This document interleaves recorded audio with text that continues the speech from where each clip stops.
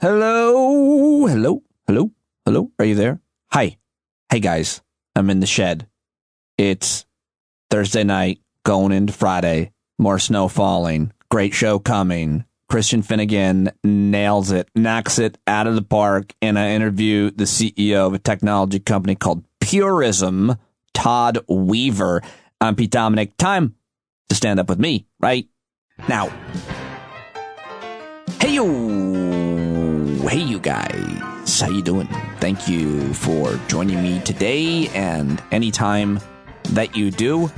So happy to have you listening to me talk to you from the shed, the solar-powered shed. Although the solar panels are covered in snow, I didn't take the roof rake out there yet. Another great week of shows here on Stand Up, and looking forward to the weekend. I hope that you are as well.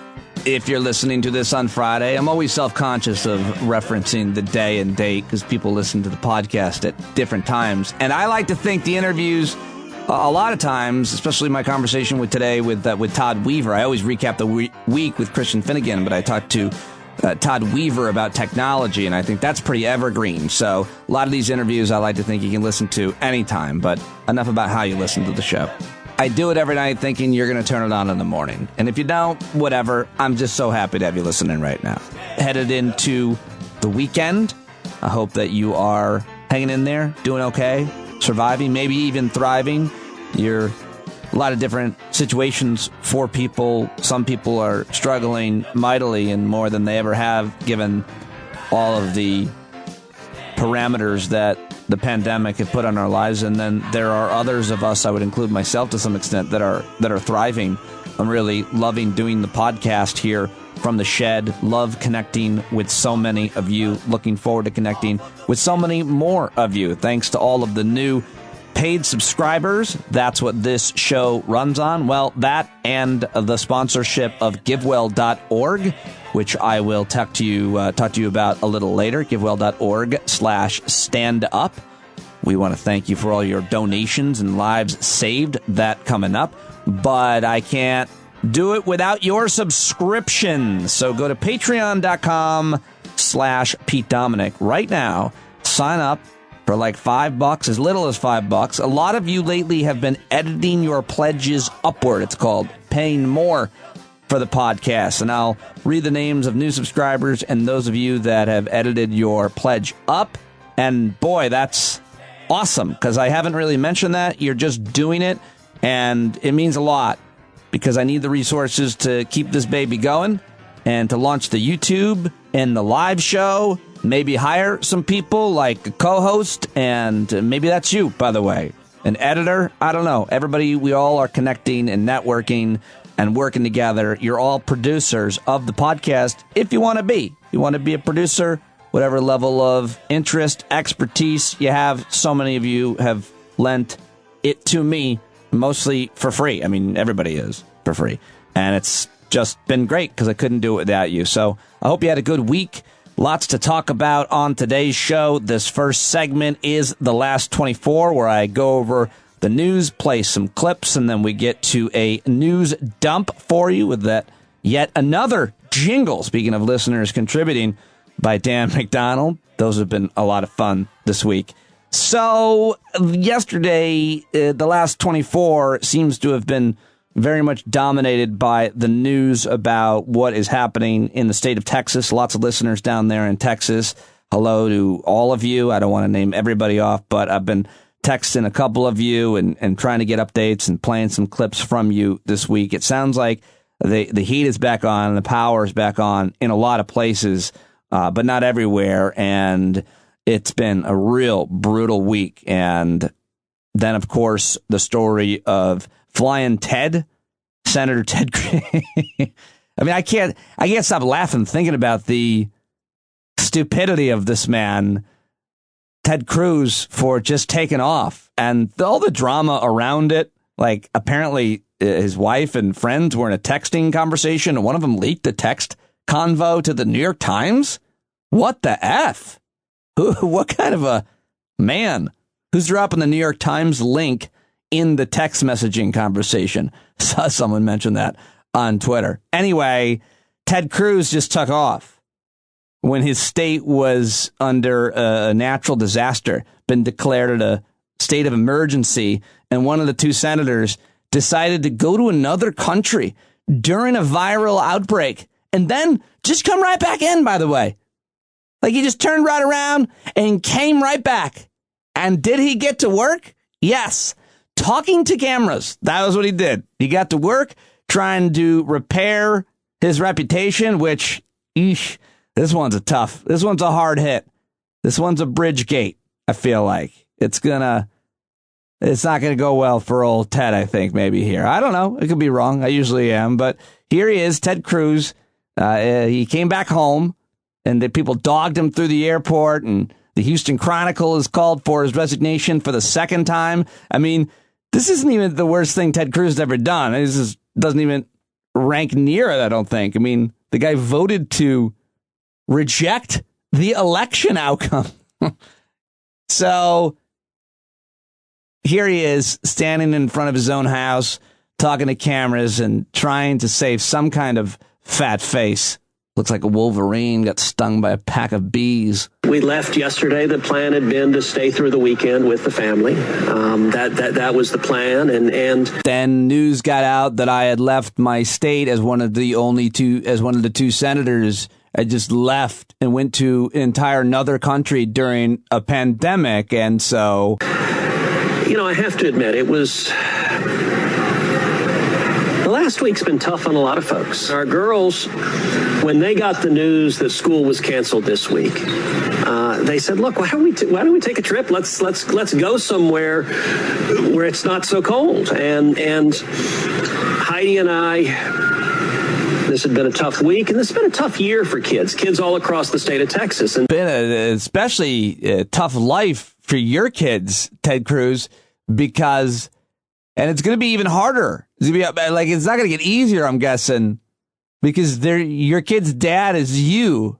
Your kid's dad is Ted Cruz. I bet they didn't even want you to go with them on vacation. I bet you they're still mad because you didn't stand up to Donald Trump when they attacked their mom. So we were trying to be good parents and said, okay, we'll do it. And so we booked the flight. I have to admit, I started having second thoughts almost the moment I sat down on the plane.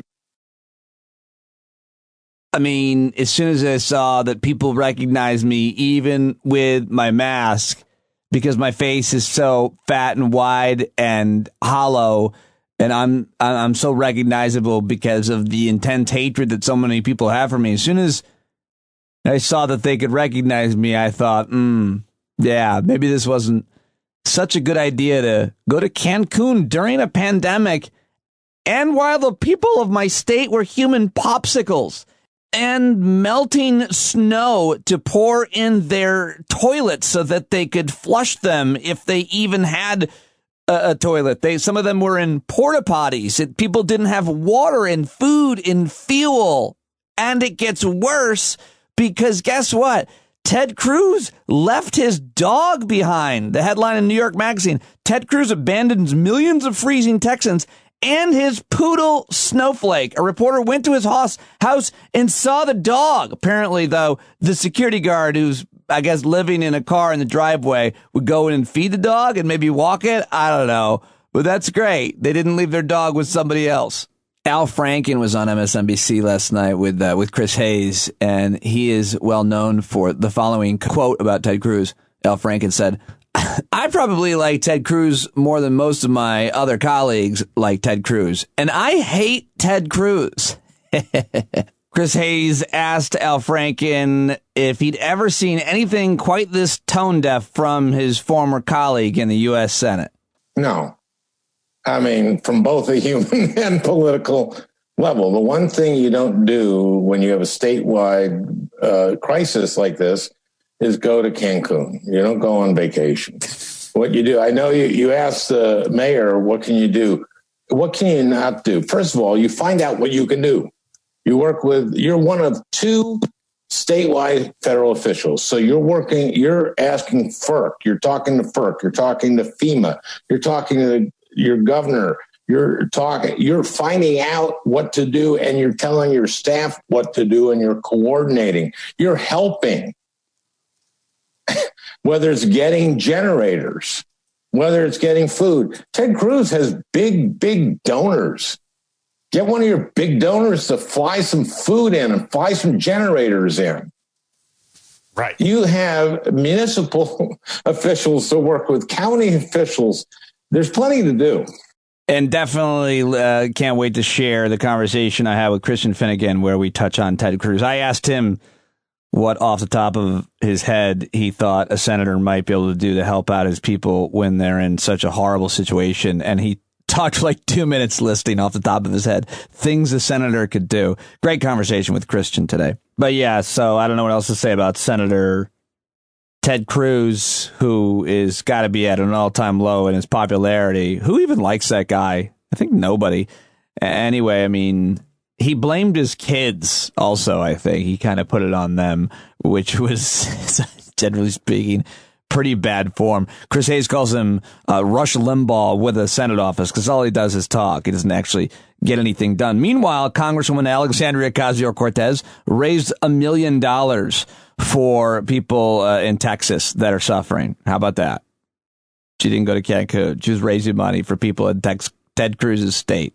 And here's a quick rundown of other news stories on day 30 of the Biden administration. The coronavirus pandemic apparently cut life expectancy in the U.S. by an entire year in the first half of 2020. Another 861,000 Americans filed for unemployment last week. The White House pledged $4 billion to an international effort to get coronavirus vaccines to low and middle income countries.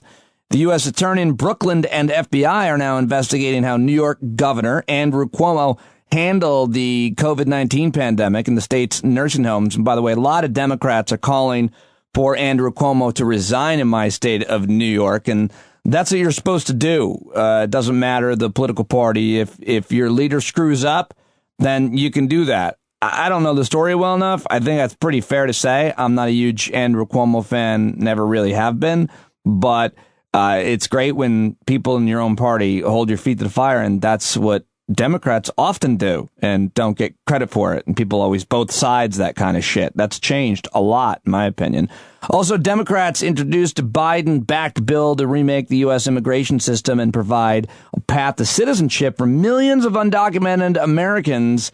Oh, and South Carolina banned most abortions. There's also that story that is going to be, I think, undercovered after South Carolina lawmakers passed a restrictive fetal heartbeat abortion ban bill, and South Carolina Governor Henry McMaster signed it into law. 5 weeks into the legislative session, legislators and members of the public began singing the words, "Praise God," to the tune of Amazing Grace. Oh my gosh, that just made me nauseous to even read. Nearly 5,000 National Guard troops are going to remain in Washington through mid-March amid concerns that QAnon followers believe Trump is going to return to office March 4th. Imagine that. Yeah, they just extended our stay, our deployment here in Washington, D.C. Why? There's a lot of people that think that Trump is going to return to office, or even that Trump is wearing a Joe Biden mask. That's always my favorite one, for real. 6 Capitol police officers have been suspended and 29 more being investigated for their alleged roles in the insurrection. And on that note, yesterday I saw former FBI Assistant Director Frank Figliuzzi was on MSNBC, where Nicole Wallace asked him why we haven't heard from the Capitol Police, and he gave this cryptic and disconcerting answer, yet not surprising. There's an overriding historical reason why people don't tell their story, or institutions choose not to tell their story. It's because even they don't like their story. I'm concerned that we're not hearing from these agencies because the truth is too painful even for them. And I think it's going to be the independent commission that finally gets to the bottom of this, if we can even assemble an effective commission. But there's a reason why we aren't getting regular press conferences, why we aren't seeing lengthy testimony, as is scheduled, hopefully, for next week as we start to hear the story. But the reason why they're not voluntarily coming forward, Nicole, is I fear the story is ugly. even for them. Yikes. I really wish we didn't have to spend time investigating everything behind the insurrection. But we do. We do have to do that investigation and support it. And I hope that it can be done in some way responsibly and can learn who's involved and what roles they played and have some kind of justice. But it's going to be definitely going to be a distraction for us as well. Okay, so you know what? Let me just cut it short. It's late, and I want to post this for you to listen to. So I think that means it is time for... If the 2020 news cycle's got you in a slump, well, batter up, slugger. Here comes today's news dump. Dan McDonald pumping out a jingle every day. Who can keep up? It's so fun. It's made this week that much more fun, Dan. Thank you very much. It's not political, it's not COVID, but it is important, or at least interesting and happy. It's the news dump. Okay. First, a quick update on the viral video of me talking to my mom and dad about their second inoculation with the Moderna vaccine. It has now been seen by almost 200,000 people, 200,000 views for that video on Twitter. If you haven't seen it, check it out. My parents have gone viral. My parents are famous. It's hilarious. Check it out. And now let's head to space. Let's go to space, where after a nerve-wracking 7-minute descent, NASA's Perseverance rover successfully touched down on Mars on Thursday afternoon as part of one of the agency's most ambitious deep space missions to search for signs of ancient life on the red planet. NASA's acting administrator, Steve Jurczyk, said, "I lost track of the Perseverance and got distracted with this whole Ted Cruz story." No, I'm just kidding. He said, "What an amazing day. What an amazing team to work through all the adversity and all the challenges that go with landing a rover on Mars, plus the challenges of COVID. Just an amazing accomplishment." Within minutes of landing, the rover, nicknamed Percy, sent its first image back to Earth. "Hello, world. My first look at my forever home. Hashtag countdown to Mars." That's a cool story. Now, let's head to Kansas, where former Senator Bob Dole announced Thursday he had been diagnosed with stage 4 lung cancer. When it was announced on Twitter, Twitter responded with, "Wow, I thought you died years ago, Bob Dole." Oh, come on. I kid the 97-year-old former GOP senator who supported Donald Trump. The NFL has increased the salary cap to a minimum of $180 million for the 2021 season. The league and the NFL Players Association had previously set a minimum of $175 million because revenue losses incurred during the coronavirus pandemic. The total attendance was down for the NFL, and I really just don't give a shit anymore about the NFL. I'm done reading that story. A U.S. reporter held by an al-Qaeda-linked group in Syria has been released. The Syrian opposition media say an American journalist has been released 6 months after he's captured and held by an al-Qaeda-linked group in northwestern Syria. UK Prince Philip is still in the hospital. I don't know what's wrong with him. Experts and British doctors are saying they think it might be that he's 143 years old. Walmart sales are surging, but profits might take a hit. They're raising their wages. Walmart raising their wages for 425,000 of its workers and investing $14 billion to speed up their distribution network as the nation's largest retailer looks to keep paces with the changes in retail accelerated by the pandemic. So I don't know how to think about that story. I've got to read a lot more into it. And in a statement Thursday, 75-year-old Dolly Parton asked lawmakers to scrap the plan erecting a statue of her at the state capitol. Dolly Parton, a Tennessee native, wrote that she is honored and humbled by the idea, but given all that is going on in the world, I don't think putting me on a pedestal is appropriate at this time. She didn't rule out the idea down the road. However, she said somewhere down the road, several years from now, or perhaps after I'm gone, if you still feel I deserve it, then I'm certain I will stand proud in our state capitol as a grateful Tennessean. How about that? Who is better than Dolly Parton? And that is your news dump for Friday, February 19th. Okay. So before I get to my guests, I just want to say thank you, everybody. A big thank you. When I started this show back in November of 2019 and decided I was going to try to make it my living and earn an income hosting a podcast from my house, I was really terrified. that I would not be able to succeed at it, that I would not be able to continue my career as a broadcaster, is what I call this, as a commentator, as a host of a smart, thoughtful show that brought people together, that enlightened each other each and every day. I certainly didn't think I could do it every day. But with your help and your investment, those of you that have become subscribers, I have. But I guess I never really imagined beyond my wildest dreams that then we would also save lives, that this community of listeners would save lives. But this week, Stand Up has been sponsored again by GiveWell. And by now, hopefully you know this organization, the GiveWell.org. They're the nonprofit that searches for the global charities that save and improve lives the most per dollar, so donors can do the most good possible with their donations. And this week, GiveWell wanted to do something a bit different and simply say thank you. And I wanted to say thank you because I had no idea that we would be able to do such amazing things together when I started this podcast, when I left corporate media and went into independent media. But since mid-November, when this campaign started, the GiveWell campaign of last year, the stand-up audience donated over $15,000 to these highly effective charities that GiveWell recommends. GiveWell estimates that this is enough money to help thousands of people from becoming sick, really sick, from diseases we can prevent. And it also means we save the lives of 3 to 6 children, which is amazing to me. That's what we did. That's what we did together, this group of people, the stand-up community. So thank you, thank you, thank you. Nothing could make me feel happier and prouder than knowing that we did this. And more broadly, podcast listeners gave over $1.5 million in 2020, enough money to save hundreds from diseases that are deadly but can be treated or prevented with cheap and proven methods as long as they are funded. GiveWell and its research team only make a difference when you guys act, when people like you subscribe and donate.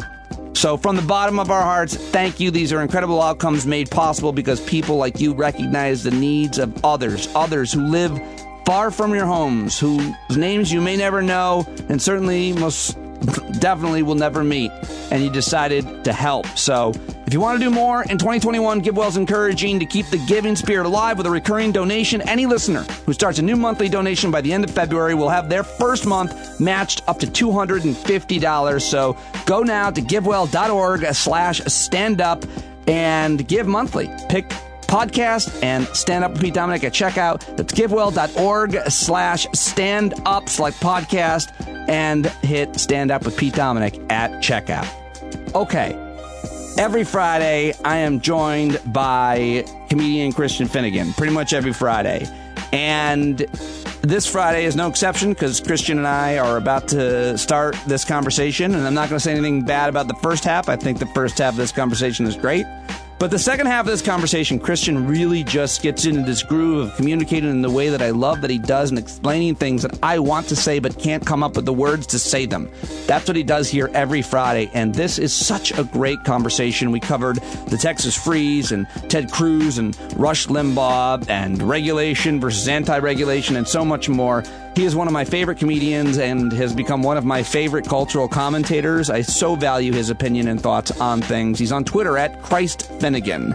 You should buy his albums. I say it every week, but please do. If you haven't followed him and said hello on Twitter, please tell him that you love when he joins the podcast. Here now, my conversation with comedian Christian Finnegan. I mean, your dad's funny and likable, but it's like your mom just seems so game. Like, well, she's not nearly as game as my dad. Oh, yeah. And it's really funny because she goes, when we started that last night, she goes, you're not using this video. You're not going to post this anywhere, are you? Because I don't have any makeup on or anything. And I was like, no, not at all, Mom. And then I posted it and she goes, you posted that? I had my finger in my mouth. And I was like, I don't know, Mom, you're a star. Everybody loves you. So sorry, but yeah, you're 75. Like, I mean, what are you worried about? Yeah, we're trying to like, I'm not going to get any Tinder swipes from this. I'm not going to get a L'Oreal contract. All right, do your thing. Okay, everybody, here he is. It's time for Christian Finnegan, the only guest with an intro like this. It's time for Christian Finnegan. Woo! Nice. Thank I you. like it. I'm going to make you have to remember that because that is now my theme song. So you were just making that up on the fly. Now you're going to have to actually. No, I actually worked on that all week. Okay. Well, yeah, you should see what I cut out. Now. Do it again now. I can't. You're not allowed. Oh yeah, yeah. My audio device won't allow me to do the exact same thing twice because it doesn't want me to be a hack. All right, well, there you go. Okay. I don't think I got out of that. Oh, lots to talk about with you because this week was as crazy as every week. But I wanted to start with the biggest, most importantest story, which is that Texas. The hashtag Texas Freeze. You know a little bit about Texas. Well, a little bit. My wife is from Texas, and like all people from Texas, she can't shut the fuck up about being from Texas. There is nothing more than a Texan loves than talking about being from Texas. And to the extent that when I met her, she and some Texan friends of hers had formed an event planning company called Tex in the City, which was like they would arrange events for Texans now living in New York because there's nothing they like more than getting together and celebrating being from Texas. Right. It's like Packers fans that move to another city, except for the part where it's not like that, maybe. Well, it's just it's a pride based simply on existing in a state. But Texas is different. I mean, Texas pride. I've always thought Texas is the only state that had pride in itself. Yeah, I would agree with that. I mean, we can argue amongst ourselves whether that is earned or not. But no, I mean, Texas is a massive. I don't think I realize like Texas is the size of France. France and Texas are essentially the same size. Like that's a big goddamn state. And obviously there isn't really one Texas. There's of course this sort of, Houston, Austin, Dallas, San Antonio, but that's very different than, I don't know why I'm talking like I'm telling anybody things I don't know. Texas is very large and Texas is a state of contrasts, Pete. I was like, Texas he's gone full Texas expert on me, and I mean, he's not wrong. It's everything I know. There's a lot of border towns, and they're far different. Yeah, and there's Mexico on one side, and if you look just north of Texas, you'll see people that are almost the same. So, but I mean, was your father-in-law in prison there? Yes, my father-in-law was a resident of the state penitentiary in Huntsville, Texas, where he spent the last 20 years of his life. So if you think it's hard being a homeowner right now in Texas, I was hearing some about the situations in the prisons, and they're having some real sewage issues. I can't even fathom. So, yeah, I mean, it's absolutely, as usual, most marginalized, communities suffer the most in situations like this. But what have you been in terms of watching it happen and taking it in? And I obviously want to ask you about Ted Cruz, but what else, how else have you reacted to what you've seen happen down there? Well, you really, in a situation like this, I really try to guard against lapsing into schadenfreude, because people are suffering. Human beings, even the people who I disagree with, even the people who are, gun nuts and Trump lovers and all that, they're still people with daughters and sons and fathers and mothers. And, and it's very easy. You see all these just dumb knee jerk people on social media being like, I'm from Wisconsin. It gets negative 10 degrees. Like, yes. And the buildings are built to withstand that. And everything has heat and pipes are coated and lined. It's just not like that down there. So it's really tragic to see. And of course, when things thaw out, that's when all the pipes are going to burst if they haven't already. And it's going to be a pretty nightmarish scenario. And so, and the sewage thing was not something I'd even considered. I was listening to the news earlier today, and I guess there was a councilman from some town in Texas where he went out to the sewage plant to get the sewage plant up and running, just one plant, just because, otherwise nobody can poop. Poop. I mean, they're going to poop, but yes, it's, they're going to be, it's friend of mine, it's going to be an unpleasant situation. Friend of mine just told me that they were boiling the snow to dump in the toilet to make it flush. I was like, I mean, honestly, sure. Talk about taking things for granted, but what if there were not snow? Where were they going to where are you going to get water? Luckily there was snow to boil, to melt down, to use for that purpose. I don't know that you want to be drinking it. Texas snow is probably not the most. I mean, our pipes freeze all the time upstate where we are situated. And so it's like, we always have a few gallon jugs of water in the basement, just, for the few hours until we can get it running again or whatever. I literally have to take a hairdryer down there and prop it up and aim it at this bend where the pipe is to get it to unfreeze. Yeah, I have to leave it going for about 90 minutes usually, and that'll, get it going Can again. you do a broadcast next time that's happening? So but I think one of the ironic thing that, a lot of people are noticing is that Texas is the energy state. I mean, they produce more probably fossil fuel, gas refineries and so on than almost any other state, maybe with a couple of exceptions. I don't know. Alaska, California, I don't know. But nonetheless, everybody seems to be rushing to judgment and trying to simplify this. But there's a lot that we're learning. I think, as sad as this is, there's a lot that we learn about electric grids and where the federal government comes in and regulation and obviously alternative sources of energy. But of course, you get to boil down to the wind turbines froze. Yeah, which is, idiotic when you consider that Antarctica has wind turbines. Denmark, Iowa. I mean, plenty of places have them. And again, to me, it's not even... To me, it's a winterization problem more than it is an energy problem. It's that just nothing is built to withstand that kind of weather down there. And, and of course, as is always the case, there's already sort of a postmortem going on, and they're showing all these instances where the state cut corners and decided not to make investments in things that they could have because, hey, what are the chances this will ever happen? Even though I guess there have been a few close calls over the past decade where it should have been clear, and I'm a Democrat, obviously, so I'm biased, but there seems to be a lot of evidence that Democrats were kind of saying, hey, we need to address this, and Republicans being like, yeah, or we could save that, whatever, $500,000 it would cost to insulate, our, energy. I'm just saying, this is one of the situations where, I talked about how Texas kind of thinks Texas is so special. They're very self-fascinated. Yeah. And this tends to be a trickle-down effect of that, is that it's, the sort of lack of wanting to sort of, that we're not like the other 49 states. We don't want to be a part of your grid. We're Texas. You guys are your own thing. We were a country once. That attitude has still kind of stuck in their head that somehow they're different than the rest of the country. And so therefore they're going to do their own thing.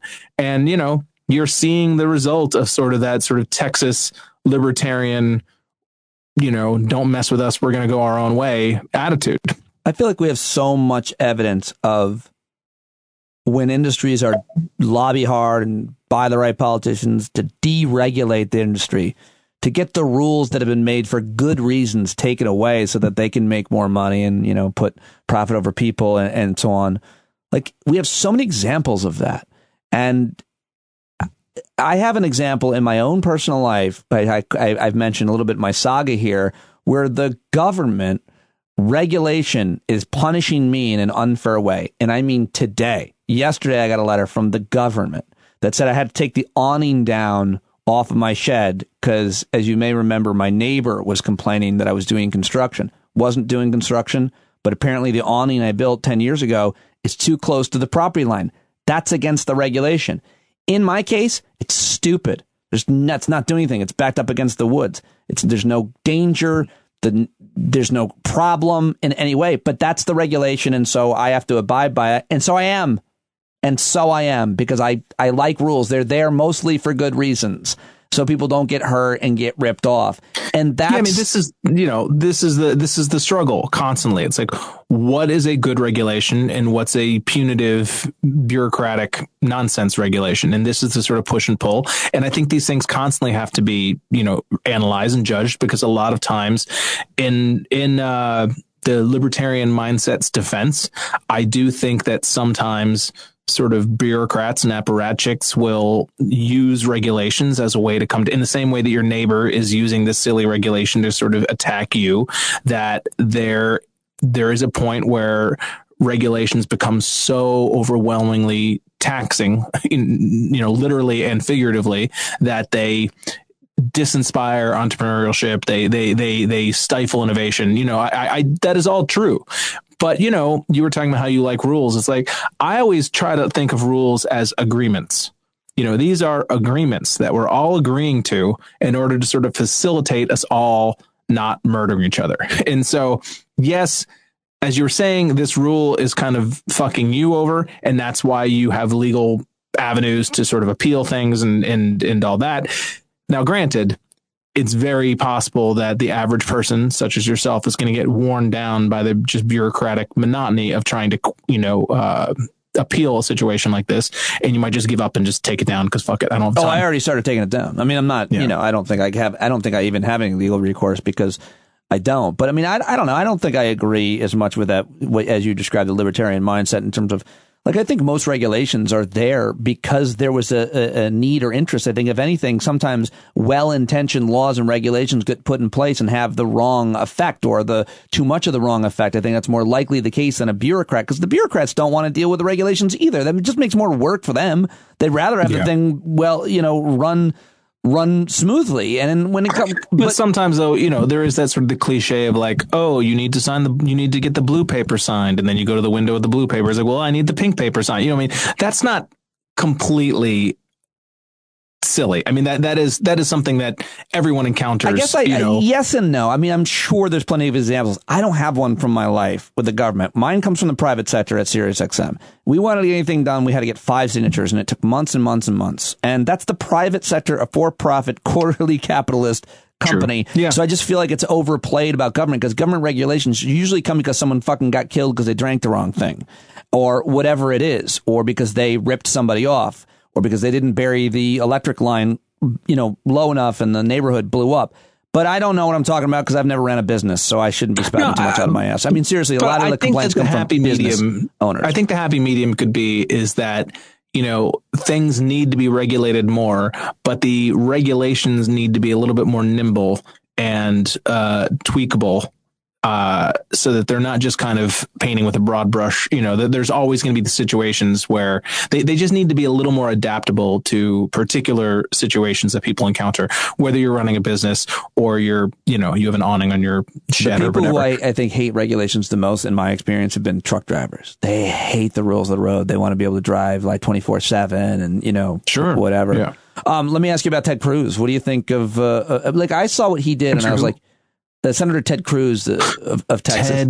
Ted Cruz. Yeah, he is a United States Senator from Texas. Oh, yes. I have heard something about him. Yes. He left his state when his state was suffering in a very specific, acute, horrible way, and he went on vacation. Who's okay with that?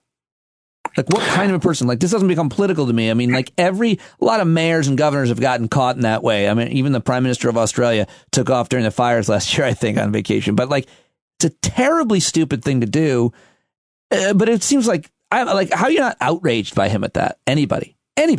Who liked him? Well, I mean, people have such a vested interest in defending whoever's on their team that, you see the contortions that the Eric Ericksons and the Ben Shapiros and the, Charlie Kirks of the world are doing to try to justify this. Like, and, there's the whataboutism thing. Oh, what about so-and-so? And Gavin Newsom had Are Democrats doing that with their governor in New York right now? I'm sorry? Do you think Democrats are doing that with Andrew Cuomo right now, trying to defend him? No, that's the difference between us and them. I mean, and I don't mean to say us and them, but that is the difference between Democrats and Republicans writ large. And as bad as this might seem for Ted Cruz individually, I actually think this works in the grand scheme of things to Republicans' advantage. What? Because I do. This is a paraphrasing. I'm not getting the quote exactly right, but there's that idea that, Republicans try to convince people that government doesn't work and then they get elected and prove it. And the whole Republican way of thinking is government is a mess. Government can't help you. These people are all in it for themselves. There's no such thing as public service. They all just want to be celebrities. Don't listen to any of them. And government's incompetent. They can't accomplish anything. They spend too much money because the private sector does it better. And so then they get elected and they suck. And it doesn't really reflect back on them because their whole point is government sucks. I suck. What I do is not necessary. And so, although it might not reflect well on Ted Cruz personally, the next stupid fucking Republican coming up will be like, I'm not like these Washington phonies. I'm not a politician. I'm an outsider. Yeah. I'm coming from the real world. I run a business. And that's the mindset. That's a great point. I was really wondering what you were going to say, how this was going to benefit him, but I would go with, I think it's a lot more sinister than what you're saying. And I would only add the caveat that when they get in power, it's not that they don't do anything. They actively do everything they can to dismember the agency or the entity that they're responsible for. They try to destroy it. I mean, absolutely. It's not. I mean, if the Trump administration taught us anything, I don't think it had ever been quite so overt in my lifetime, where all the cabinet secretaries, for even the postmaster, that basically were hired to dismantle their own industries. Dude, the postmaster that he appointed, this guy DeJoy, who I think is still there, he advocated strongly to get rid of all the vehicles and go back to ponies to make the U.S. mail that much slower, which I thought was really an outrageous that seems unrealistic investment to me. Into ponies. It's a lot of ponies. It's a lot. The pony lobby would be excited about that. Exactly. Guess who gives money to different than the horse lobby. Oh, there's well, a much pony different. lobby and a horse lobby. Yeah, a lot slower.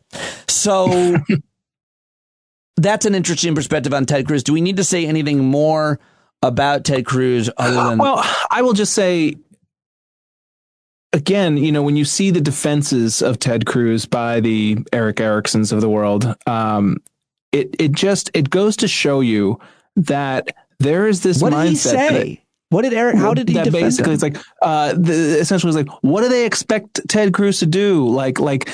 Anybody who expects politicians to stay around, or they just want performative.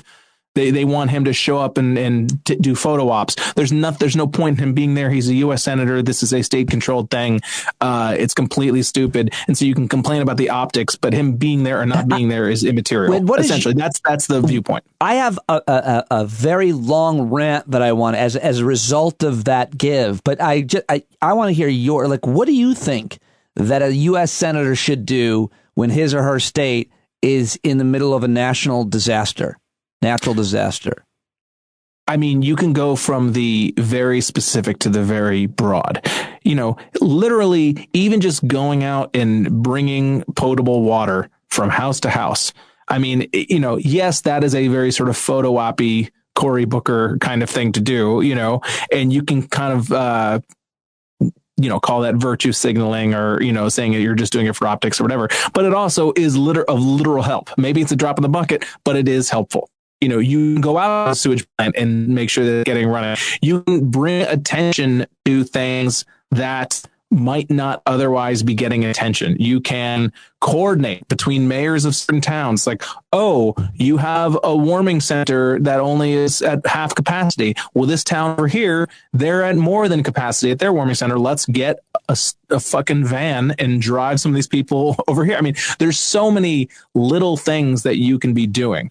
And I don't think it's much to ask that even if you don't have anything to do, just don't overtly insult the people that have voted you into office by, first of all, leaving the country in the middle of a pandemic anyway. So now not only are you abandoning your constituents during the middle of this crisis, you're going to then have to come and quarantine, or do you just think you're above having to quarantine when you come back anyway? Well, he's not. I don't think he's capable of getting the virus. But let me just get back to one thing for a second, though. When I was talking about that sort of attitude of like, hey, what do we expect him to do?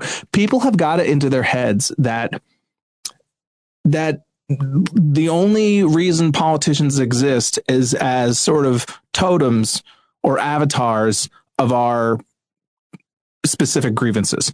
That it's not a job, that you're basically just a spokesperson for political mindsets. That they think that all a senator does is get up and make speeches and, either effectively or not effectively just bitch into a microphone. That's what they think a public servant is. There seems to be this idea now that there's no actual job involved, that there's nothing to do.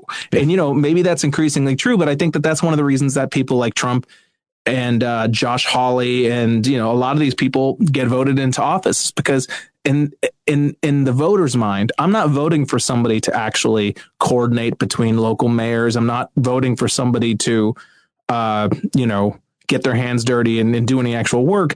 I'm voting for who's going to be the best spokesperson for the things that piss me off. Who makes the best appearances on TV. Yeah.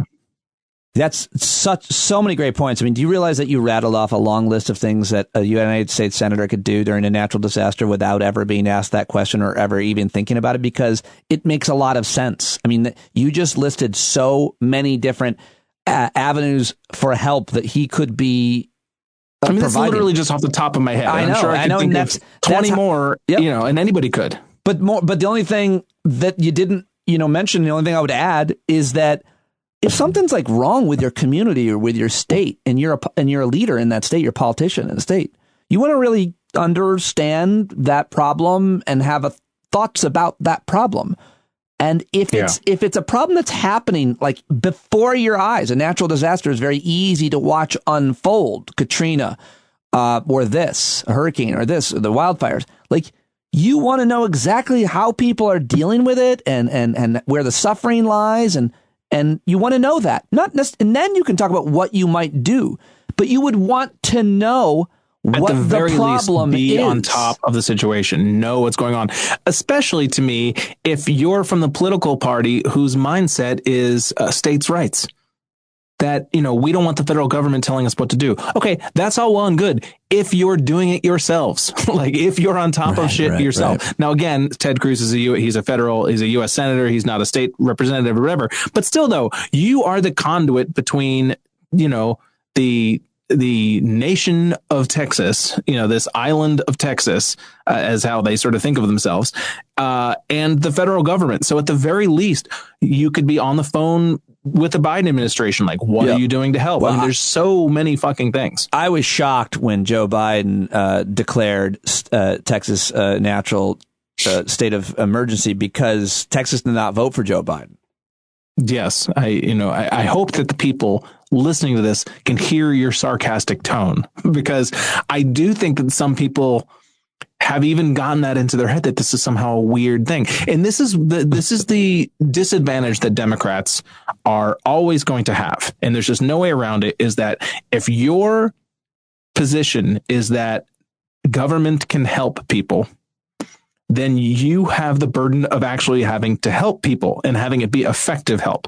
If your mindset is that the government can't do shit and they're just fuck ups who just want to waste your money, well, that's a lot easier to accomplish. Yep. You can actually actively, it's actually kind of enjoyable to make that a reality.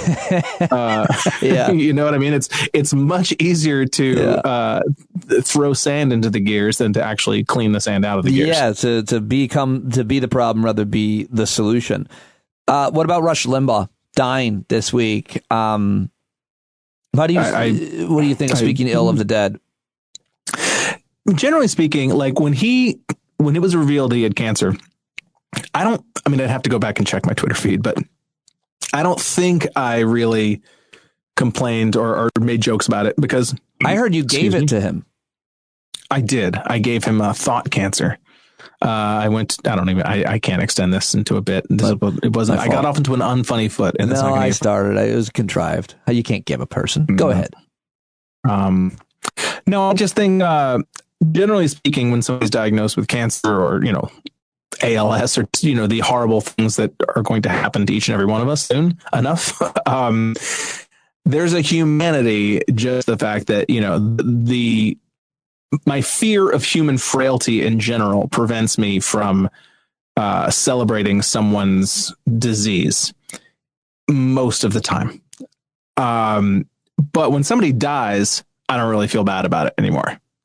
If you told me if the person I hate the most in the world, which is not you, Pete, told me they had cancer, that would not be a cause for celebration to me. I might joke about somebody getting cancer before, if they don't actually have it. But once they have it, I'm not going to like, hooray, I'm not going to dance around and celebrate. But I certainly don't feel the need to mourn that person or to try to sugarcoat the way that person lived their lives. And once they've passed away, I don't really feel any problem with speaking ill of the dead. I don't speak ill of the dying, but the dead can go fuck themselves. I love that. I mean, and this is a guy who, as much as any person in the world, broke America. Such a great point. So well said. Yeah. Yes, as much as any individual, you've got your Newt Gingrich, your Rush Limbaugh, your Bush and Cheney, Ailes. your Roger Ailes, Rupert Murdoch. Yeah. Gingrich, Trump, whatever. But when you think about just sort of the original sin of kind of where conservatism officially kind of just became just horseshit.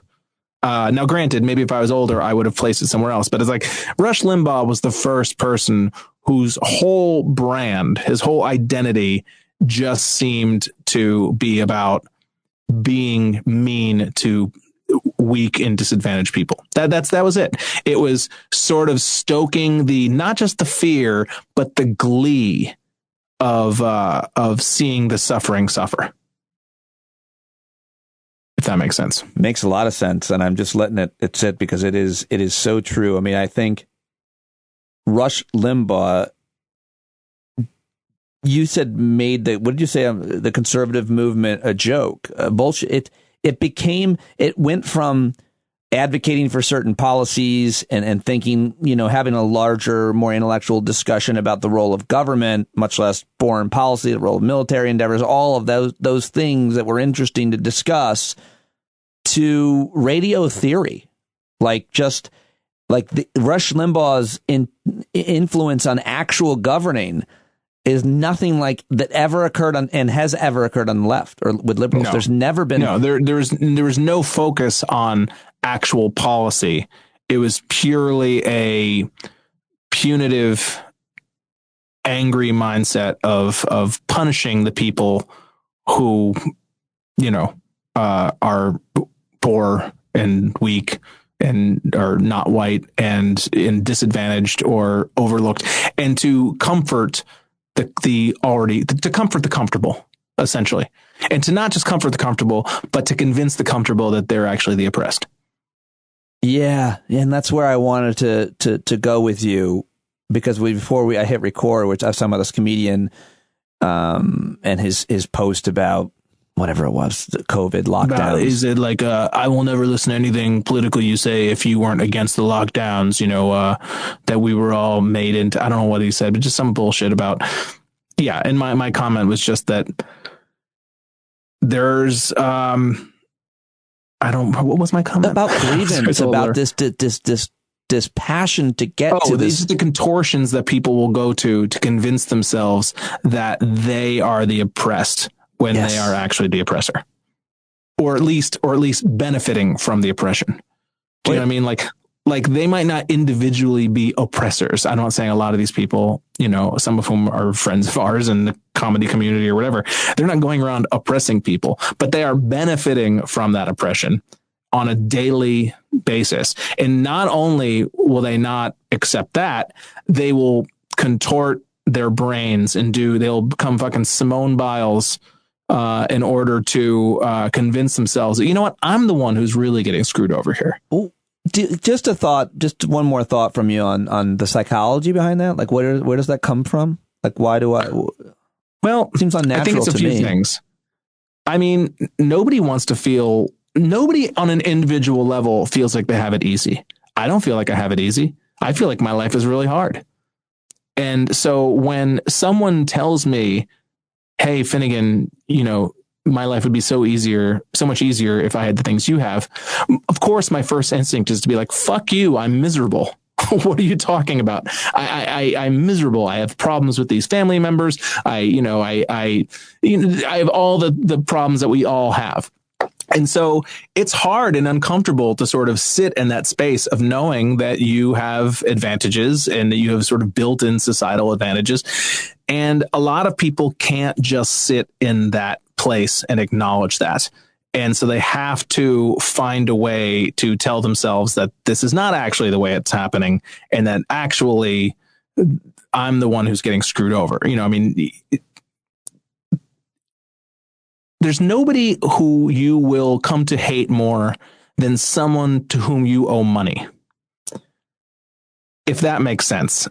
Go ahead. When you owe somebody, you might feel indebted to that person for a while, and you might feel bad for a while. But eventually, if you're until that debt is paid, you will then contort your brain to finding fault in the person to whom you owe that money, and until they're an asshole. And that's why I'm not paying them back. You know what I mean? I mean, that person is a jerk, and therefore they don't deserve this. In fact, I don't even think I actually owed that person money to begin with. What are they talking about? That person's a fucking asshole. You know, and I think it's that on a sort of a grand level that is just, it is mentally uncomfortable to feel indebted to someone or to feel advantaged over another person, especially when on a day-to-day life you're miserable and you feel like you're getting the shaft. Yeah, so well said. I just would only punctuate it with every white person I know has massive struggles. I feel like I've had fewer than almost all the white people I know, but I know what mine are. I can list them for you, but we all have our own perspective. The you called it an individual. Everybody has struggles. Everybody deals with horrible things. White people are constantly killing themselves and miserable and struggling. And so it becomes sometimes harder to see outside yourself, much less so far outside yourself that you can really recognize the suffering of others. In this case, because of the category of humanity that they belong to. And also that whole can't buy me love thing is true in the sense that having these advantages does not automatically equal happiness.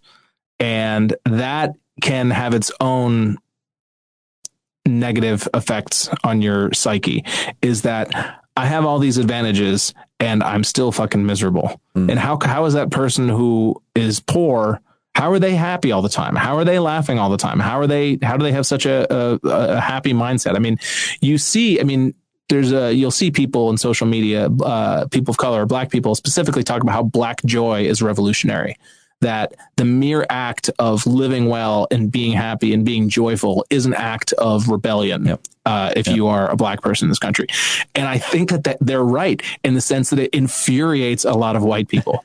It's like, how are you happy and I'm not? And yet you're telling me that I'm the one who's oppressing you. Like they can't get that through their heads. I mean, I grew up around a lot of people. I went to college with a lot of people. I went to NYU and some of the people I went to college with were, they had gone to Sacred Heart, or some really expensive private school in Manhattan. And they were the most listless, aimless, emotionally adrift people I knew.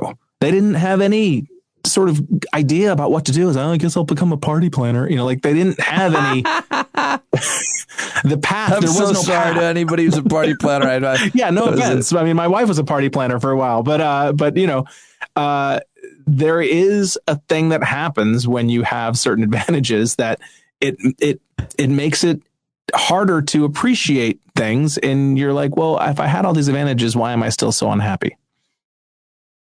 That was a lot of answer to that. That was a lot of really thoughtful things that you said, and I think were helpful. Really, because I was just kind of letting words fall out of my mouth and hoping it amounted to something. And so, so much better than the words that have fallen out of my mouth to try to describe the exact same thing that you did. So I'm just really glad that I asked you the psychology behind it, because that's where it really, it's so important for people to have some kind of way of understanding and perspective of that. And I think even though some of us can see it, I think I can see that. I think that the way that you just talked about it was super helpful, as always. Well, and one more thing I'll just say, you have to understand that it doesn't have to be a personal indictment of you personally.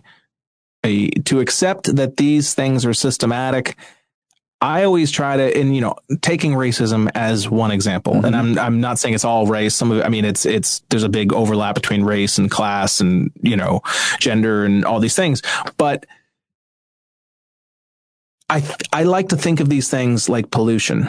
They're in the air. We're all breathing it. White supremacy is in the air. And I'm existing in this world trying to get along and find personal joy and validation and happiness along with everybody else. And so, yeah, sometimes it does feel overwhelming. It's like, how am I supposed to spend all my time trying to make other people happy when I'm just trying to get through the fucking day myself? Right. But I don't think it's impossible to acknowledge that there are these systematic things that have been put in place either intentionally or that have just sort of accumulated kind of a sort of societal rot, or, like rust collecting on a piece of equipment that over the years. There's nothing wrong with saying, oh, the societal rot that has set in affects certain people in ways that it does not affect me. And that doesn't necessarily mean that I'm individually a horrible human being, unless you're trying to deny that those things are true. Where are you on interracial marriage? Pro? I'm, that's a weird question to ask. I always feel like such a hypocrite when things like this come out, because it's like, obviously I think of myself as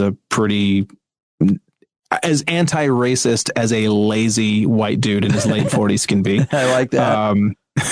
But my wife and I are like the two whitest people in the world. So Right.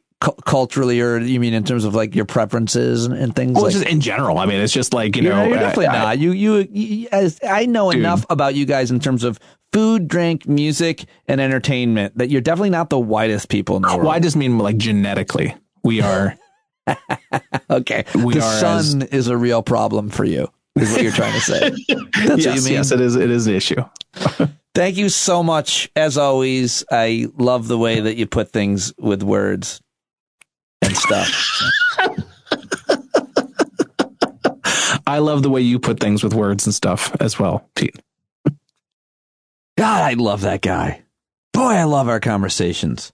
Christian Finnegan. I've always been a highly respected comedian by the people with whom I respect. I think that's important. I think he's a good guy. He's a morally sound dude, and I find being in conversation with him really fun, and it always feels like we're dancing. He has a great way of using words, as I was saying, and explaining things, and I hope that you'll follow him on Twitter and let him know how much you appreciate our conversations as well, at Christ Finnegan on the Twitters. And if you want to write an email, I will send it along to him as well. Share it with him. I'm sure he'd appreciate that. All right, and coming up next right now on today's show is a very interesting guy who I met because another listener named Ben Trister, who's a great guy, a super intelligent, successful, thoughtful, brilliant Canadian. And he has been also a longtime listener and emailed me really brilliant stuff over the years while he would listen to the old Sirius XM show. And he reached out to me shortly after I started the podcast and started talking to me about a couple of different companies that he was involved with. And long story short, after over a year, I've been asked to be on the board of a technology company called Purism, which is an announcement of sorts. And I'm going to have my guest, Todd Weaver, who's coming up, join me in a live chat to talk about all of this. And I think we'll invite Ben, who I just told you about as well, to talk about this, the ethics of it, me being on the board of this company, this technology company, because this company is a social purpose company. It's called Purism, and they make a laptop and a phone. And it's an amazing company because of their ethos. And when Ben explained this to me and then introduced me to Todd Weaver, who I'm about to introduce to you, I got really excited about playing a role in it. Now, being on the board is new to me. I'm excited about it. There's no money right now. There's, maybe in the future, but right now it's just just me being a part of this company and trying to help Todd Weaver and the folks at Purism succeed with their product, which you're about to learn all about. So this is an exciting thing for me, and I'm very excited to introduce Todd to you. and then we'll do a live chat as well with Todd at some time in the future. But this issue that we talk about, the issues that his company and his products address are super important, which is why I'm having Todd join the show. So while I'm joining this organization as a member of their board, and I'm excited about how I can help them get their word out and publicize Purism, the conversation that I have with Todd is no different than any other. He's a super smart, interesting, curious guy who literally builds cell phones and laptops for social purposes, good moral social purposes, in my opinion. And so I think you're going to really enjoy this conversation and maybe get more curious about the company Purism. Here it is. Let's go, Todd Weaver. Thank you for joining me. We're finally doing it again. For real. Yeah, for real this time. Excellent. You're going to actually record this time. I'm going to record this time, and I'm going to post it on the internet for anybody to watch or listen, and everybody will have access. And I'm very excited to be talking with you. So I guess I want to start with why Purism? Why did you see a need for this technology? And then I guess the follow-up question is, how did you possibly think that you could compete in the market? Sure. So the reason why is such an important part of forming a company. And what I really looked at was, this started back in 2014, having two young daughters and seeing the future of technology and not liking the direction it was going. Really what it comes down to is, individual freedoms, the overreach, the extreme control that a lot of technology companies have, and wanting to correct that, right? Meaning through producing hardware, software, and services, meaning laptops, phones, the operating system, applications, services, it all kind of bundled together into an ecosystem where people are respected. And that is a growing trend. More and more people are concerned about the big technology companies and their overreach and the control that they have over your digital rights. And I am a firm believer that digital rights should mirror human rights. And so when you're talking about something as important as your digital rights and human rights, we need to make sure that individuals have that control over their entire existence. Would you agree or disagree? You've been involved with a lot of different companies in the technology industry, but how much is someone, an entrepreneur, motivated by how much money they can make and profit driven, and how much of it is kind of ethical considerations? Because I've been talking to you for a long time now, and obviously I signed on because I truly believe what you just said about being inspired by your own children and wanting to make something better. What's the difference between a profit-driven motive or an ethically or morally driven motive here? It's such a detailed response I'm going to give you, but I'm going to first say we're a social purpose company. What that means is we're putting social good before maximizing profit. But let me be clear about a couple things. Overall, capitalism as a means of advancing through competition, through the market, right, is clearly the area we participate. You have to balance these few things in a completely unregulated technology space where this control of big tech is far too great, and they have way too much control over individuals, that then you have to actually do what we did to counteract that. We have to form as a separate, socially purpose-driven entity where we can point the finger at big tech saying we're different, because what they have to do by legal definition is maximize shareholder value. So at every decision tree that they're making, they're having to see, well, how can we make more money? And obviously in this case, it's extract more data from people, exploit humanity,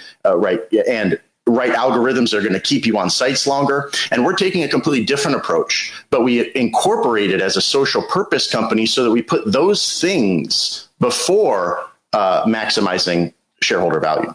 But we also recognize that we have to compete, right? So we can't do it as a nonprofit or as just through donations. We need to actually compete head to head in the same space that the big tech companies like Apple, Google are in. I think when people think about Apple, I don't know what people think, Todd. I don't know why I said that.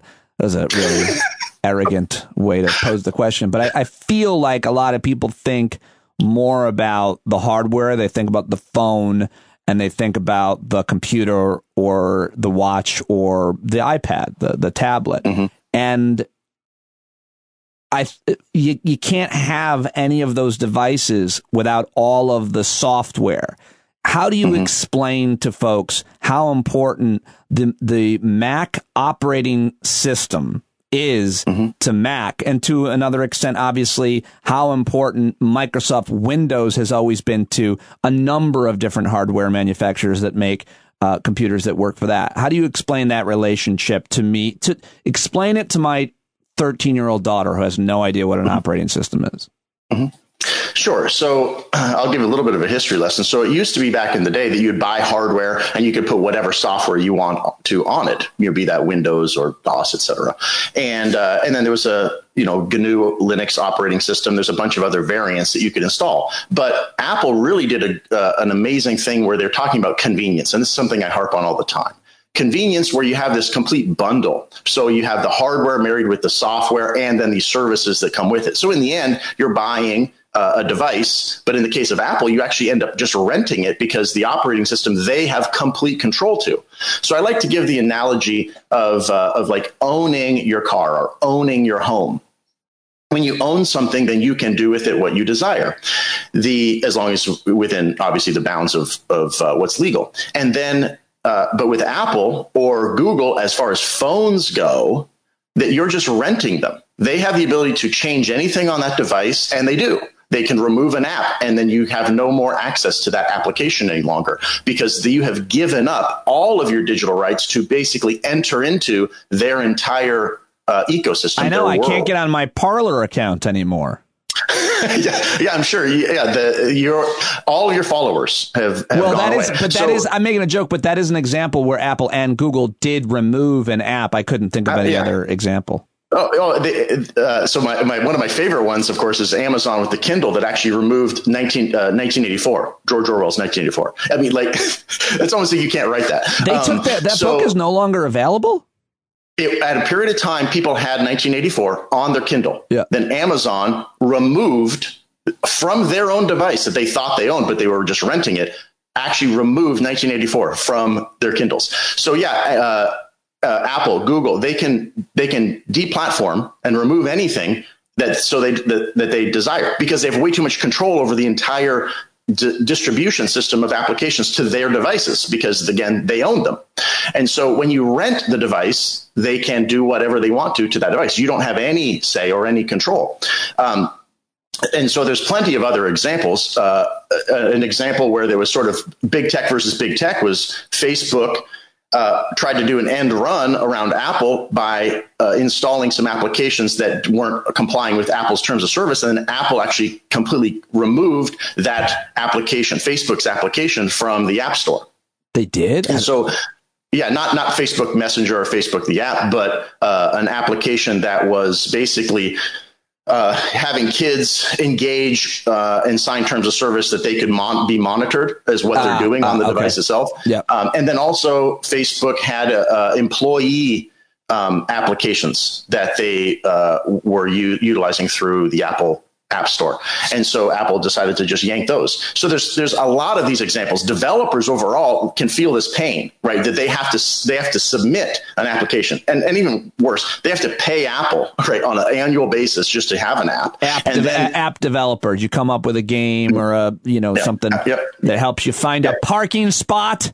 Those apps, I don't think work. But whatever it is, you've come up with this app. There's a lot of capital that goes into you developing an app and your idea and everything. And then the relationship, are you saying that the relationship is unfair or makes it? It's completely unfair. How? There's not even, so it's right now it's a duopoly. And anytime you have a monopoly or duopoly and you have this control that's tipped so far in the favor of these big tech companies that they will play some market politics and they'll, obviously spend an awful lot on marketing to say we care about your privacy or we use security or whatever. But those are really, you scratch the surface and you realize how abusive that they are. And especially when you're talking about a duopoly where an application gets developed, Apple can decide to let it in or not.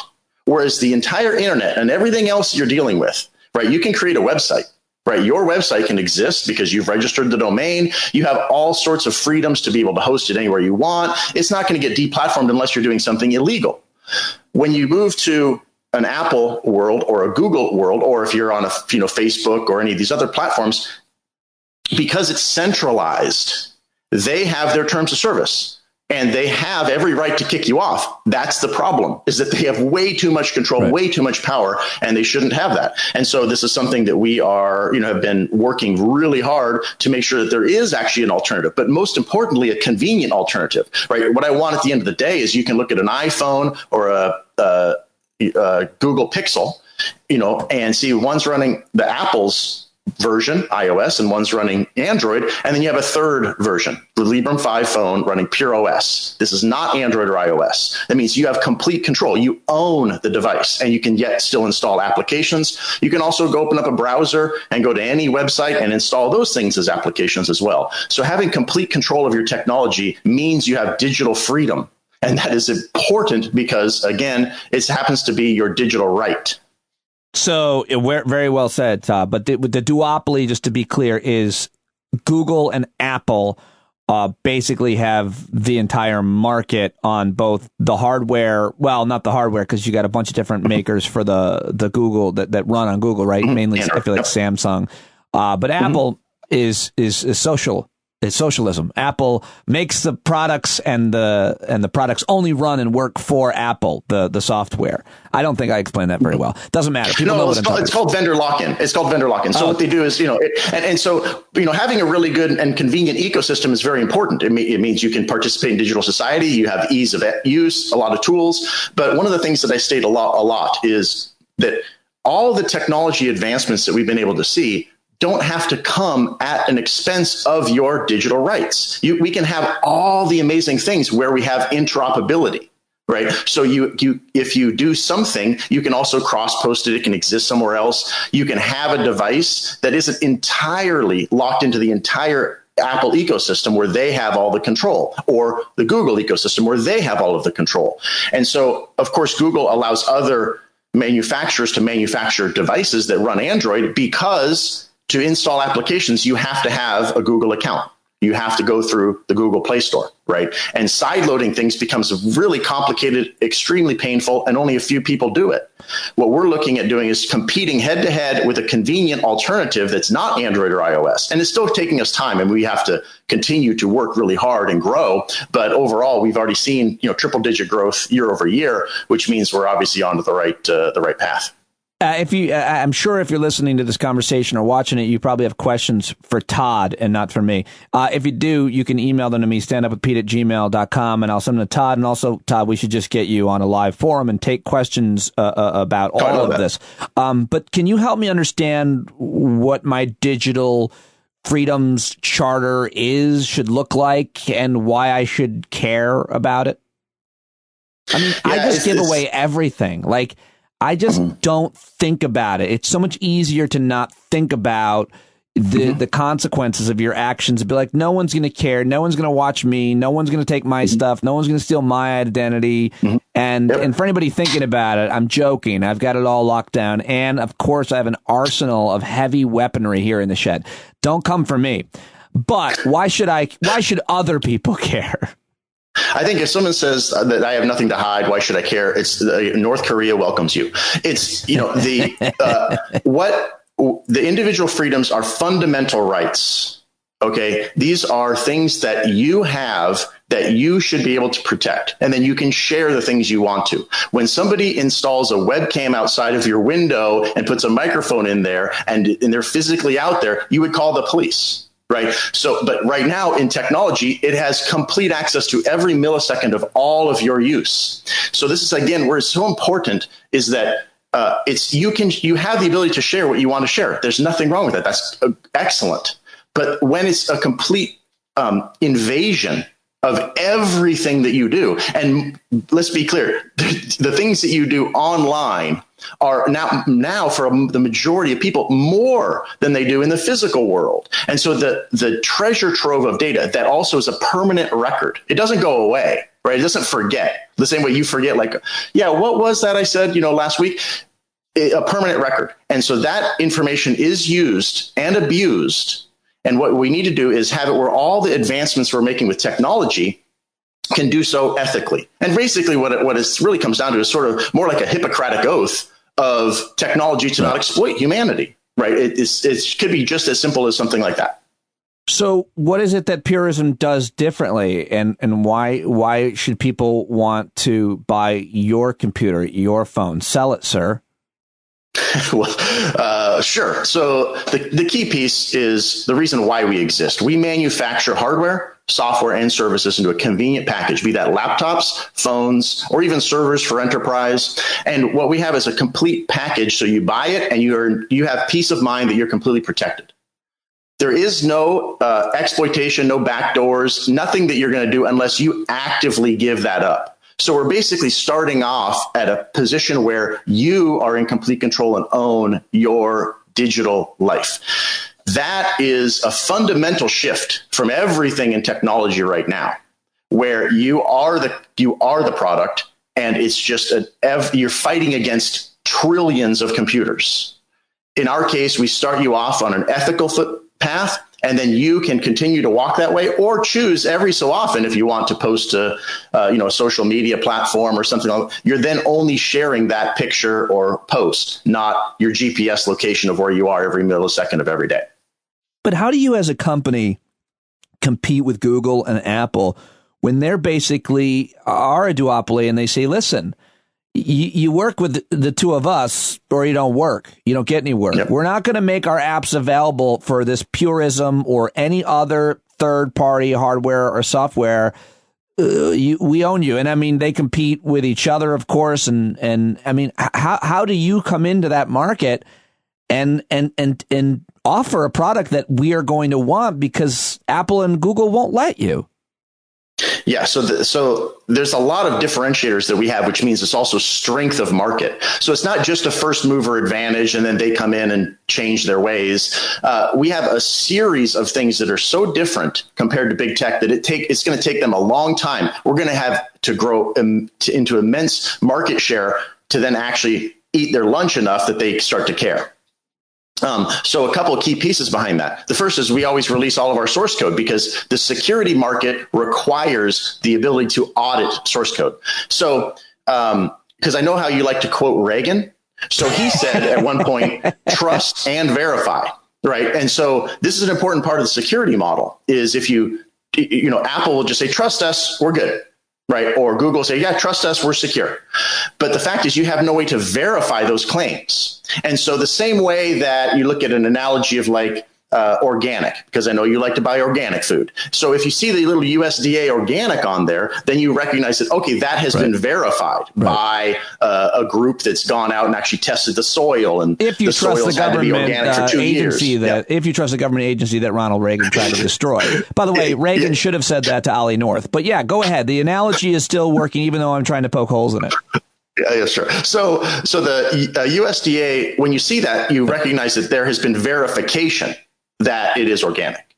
In the software world, when someone says, trust us, we're your data's safe.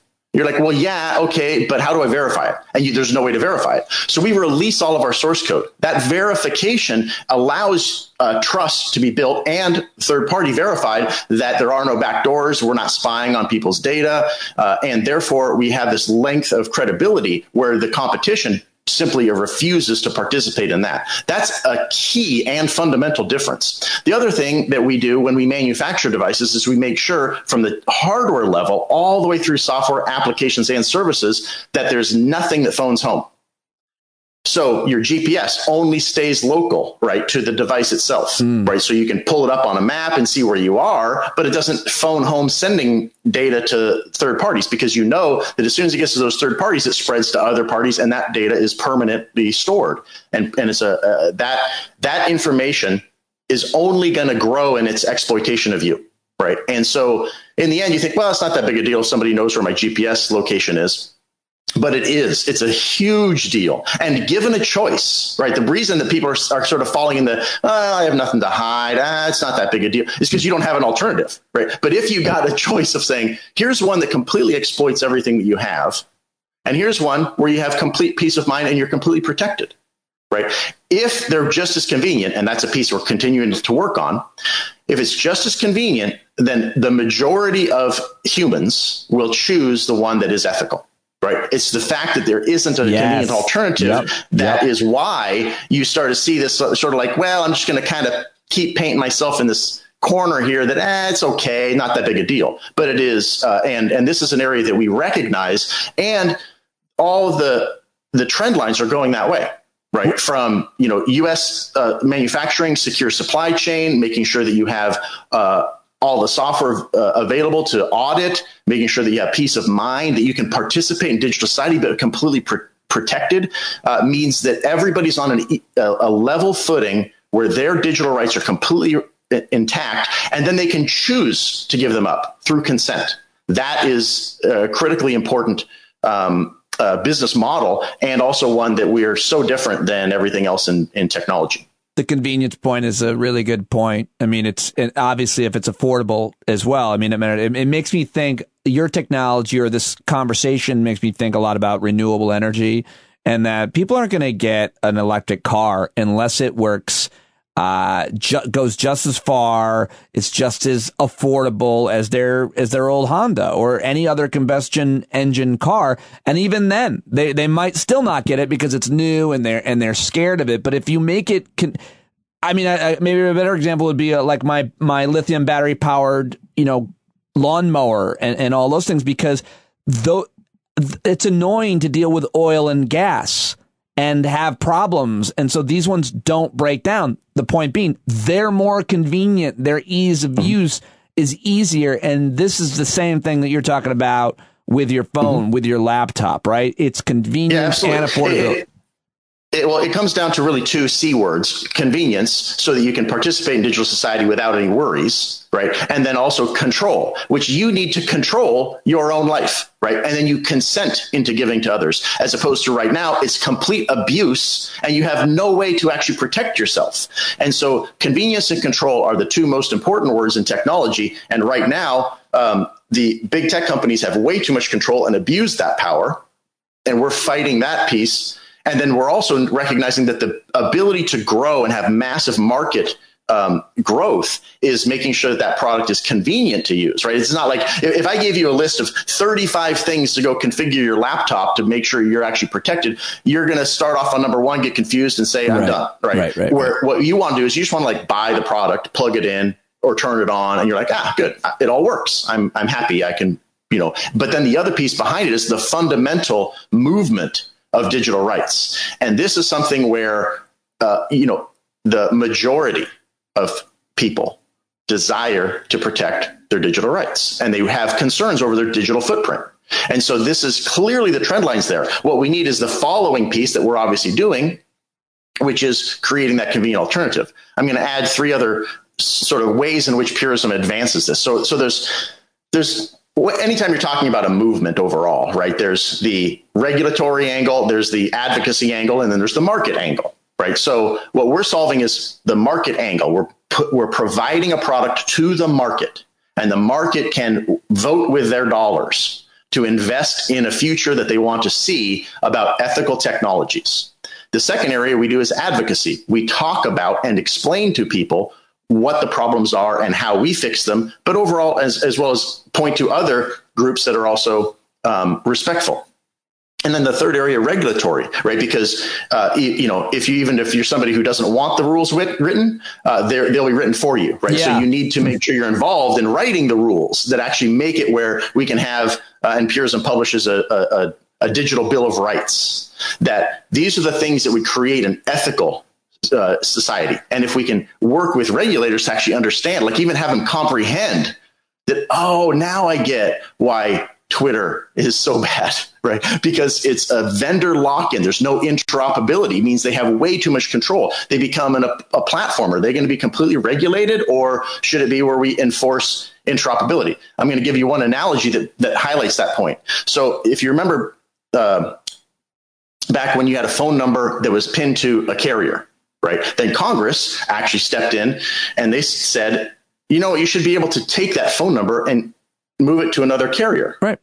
And the carriers freaked out, right? It was like, there's no way technologically it's going to be impossible. We'll never get there, right? And then Congress said, nah, we're going to do it. And then 24 hours later, it was like, yeah, no big deal. We can interop and change numbers, no big deal. At that point, then people can now take their phone number from one place to another. That's called interoperability. That same type of thing is what the internet was built on, decentralization. So you can own your digital experience. You should be able to post and cross-post to Facebook, Twitter, Instagram, et cetera, and not have it where those companies have complete control over everything that you're doing. It's those types of things in a digital Bill of Rights. If lawmakers actually understand what it is that people want, they want to opt in, right? They don't want GDPR that basically made it where now every page you hit, you have to click one more time, right, to get to the page content because they have this annoying pop-up that nobody reads. But what they want is default protection and opt in. And that's what we provide, and something that we really advocate for and are obviously pushing on the regulatory side as well. Do we have the digital Bill of Rights somewhere that I can link to? Sure. I'll send you the link afterwards. Okay. And I'll put it up in today's show notes for today's podcast. So are you saying, like, if you were president, if you were Speaker of the House, like, is there a piece of legislation or a regulatory framework that you think would make a difference to crack up this duopoly, to create more opportunity and access for Purism and any other tech company to compete with the bigs? Yeah, it's not even complicated. Oh, right. And everybody's, I feel like they're all missing the point, right? It's like, how do we regulate determining if content should be posted or not? It's because those are vendors that you're trying to now control. That's not the right approach. It needs to be actually a step above that, which is actually, if you enforce interoperability, then those vendors don't have this immense amount of control, right? They can't just go deplatform somebody. They could literally move to somewhere else if they're not doing anything illegal. And so it gets to this point where you take a step above to actually enforce what we call the digital Bill of Rights, that allows one of the key pieces, one of the five tenets, is interoperability. If you establish interoperability the same way I just described about phone numbers, then you have the ability to move to another. If you're unhappy with that company, you can pick up and move. Then it becomes competition, right? And that is what we need to see to be able to actually advance towards what people want. I have a lot more questions for you, and I'm going to save them because I'm going to see if I can get you to join my community live and take some of these questions. Cool. And talk more about all the products available. So we'll leave it there for today and do part 2 very soon. I really appreciate you joining me. This is such important. It affects every single person, every single parent, business owner, and I'm really excited to be part of your team and your company because of everything I think you just explained. So Todd Weaver, Purism, thank you very much, sir. Awesome. Thanks, Pete. Well, there you go. I introduced you to a new company that I am now involved with on the board of, Purism. Everybody, check it out. Go to puri.sm. They sell a phone, a laptop, and like a mini computer, like a hard drive, like a Mac Mini, a mini PC, except this one respects freedom and privacy. Check it out, puri.sm.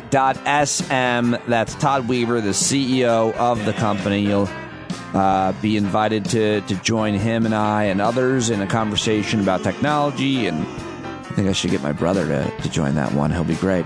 All right, that's it for the week. Thank you, everybody. Thank you so much for your subscriptions. If you have subscribed, if you haven't, go to the paid subscription link or go to patreon.com/Pete Dominick anytime. Give the podcast a review, 5 stars on iTunes. That apparently is very important. So give a review. Go write a review on iTunes of Stand Up with Pete Dominick.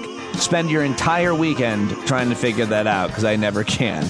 And if you have any problems, as always, technically or any other issues, contact me directly about anything. standupwithpete@gmail.com. Now, take it away, singer-songwriter and member of our community, John Carroll, everybody. They had a keen imagination for a crystal ball, drawing all the plans of the kingdom. But all they had to go on was the time they were in, with other causes for laws, and since they weren't even sin, they knew that change was gonna come before the change could begin. They had to stand stand up. All right, they had to stand up. We got to stand up. We got to look the devil square in the eye. We gotta let him know it's his time to go and make it clear when all we hear is a lie. Why you lying awake wondering where the money all went? It'll be the cost of freedom that'll go unspent. You can see him flee the scene of that experiment if you stand up. All right, we got to speak up. We got to reach up and raise your voice in every way you know how. Don't be toes up. You got to show up. Ain't no better time to do it but now. No need to pledge allegiance to no wanton tribe. Rise up, show obedience to the voice inside, and listen well, and it'll tell you not to run and hide. It says stand up. Stand up. Got to stand up.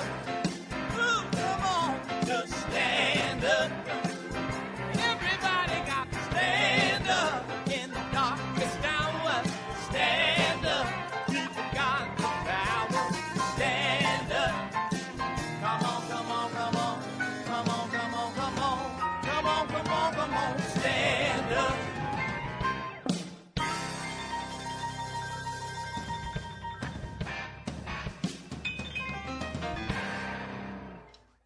Today I went to the store and I just wanted to get a couple of things at the grocery store, and I ended up getting more things than I wanted to get, including 2 boxes of Valentine's Day candy, like the heart-shaped box. Ava and I really like it, and she said it would be like half off, and it was. And I bought 2 heart-shaped boxes, and then Ava and I opened it and we ate the chocolates. And all of them in our mouths. They were good. I love you. Have a good weekend.